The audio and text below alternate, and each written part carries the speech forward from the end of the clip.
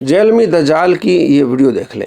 وہ میرے بھائیو امام احمد بن حنبل المتوفا 241 ہجری کی کتاب فضائل صحابہ، یہ کتاب یہ ہمارے جیلم شہر سے پرنٹ ہو چکی ہے پہلی دفعہ اردو ترجمے کے ساتھ۔ تو یہ کتاب مارکیٹ سے آدھی قیمت کے اوپر آپ کو ہماری اکیڈمی سے مل جائے گی۔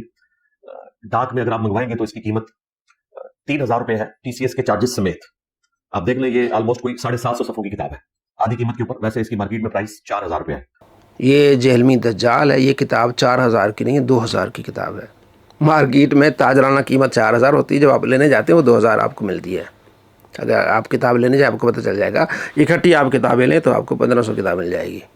تو 1500 والی کتاب 3000 میں بیچ کے یہ حرام خور جھوٹ بول کے کھا رہا ہے اور کہہ رہا ہے کہ ہم اس میں حصہ ڈالتے ہیں، جھوٹ بول رہا ہے۔ اور اسی کتاب میں کتنا جھوٹا ہے کہ تعریف کر رہا ہے، اس نے خود نہیں پڑھی ہے تو دھوکہ دے رہا ہے، خود نہیں پڑھی جھوٹ بول رہا ہے، اور اگر پڑھی ہے تو دھوکہ دے رہا ہے، دھوکے باز ہے۔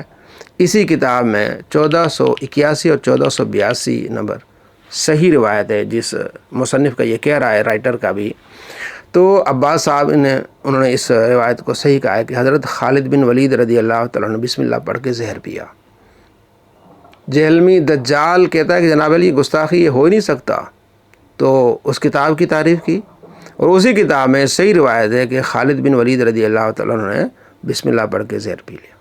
اور جہلمی دجال کتنا فریبی دھوکے باز ہے، کہتا ہے جناب علی وہ روایت بتائیں نا۔ مفتی حنیف قریشی صاحب سے پوچھا گیا سوال، تو انہوں نے اپنے انداز سے جواب دیا، تو کتاب ان کے ذہن میں نہیں تھی کہ کس کتاب میں ہے۔ تو جہلمی دجال کہتا ہے وہ کتاب بتائیں۔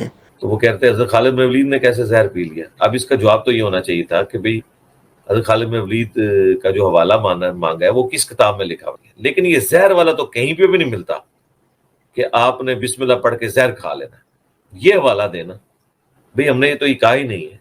ہم نے پہلی چیز اس سسٹر نے یہ آپ سے پوچھی تھی کہ یہ لکھا کہاں ہوا ہے، وہ تو آپ نے بتایا نہیں ہے۔ جب اس کو بتایا گیا کہ جناب علی درجن سے زیادہ کتابوں میں ہے، اب توہین کرنے لگ گیا، وہ کتب ستہ میں شامل نہیں ہے، ان کی حیثیت نہیں ہے۔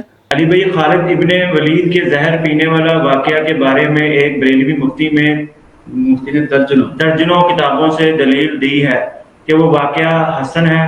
آپ کی اس بارے میں کیا موقف ہے؟ یہ جو درجن کتابیں ان میں سے ایک کتاب بھی نہیں ہے جو کتب ستہ میں آتی ہو، اسی وجہ سے یہ کتابیں باہر بیٹھی ہوئی ہیں نا۔ اگر ان کی یہ حیثیت ہوتی تو مین کتابوں میں انہوں نے اپنی جگہ بنائی ہوئی ہوتی۔ اگر ان کی حیثیت نہیں ہے تو نے تعریف کیوں کی؟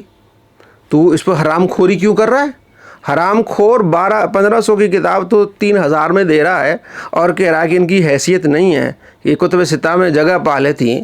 اچھا، ان میں سے ایک کتاب بھی ایسی نہیں ہے جو کتب ستہ میں آتی ہو، چونکہ مصنف ابن ابی شیبہ میں، معجم کبیر میں، فضائل صحابہ میں، دیگر کتابوں میں یہ واقعہ موجود ہے۔ کہتا ہے جناب ایک کتاب بھی نہیں جو کتب ستہ میں آتی، اس لیے باہر بیٹھی ہوئی ہیں، ان کی حیثیت نہیں ہے۔ بھائی اگر ان کی حیثیت نہیں ہے تو آپ نے تعریف کیوں کی؟ آپ بیچ کیوں رہے ہو؟ حرام خوری کیوں کر رہے ہو؟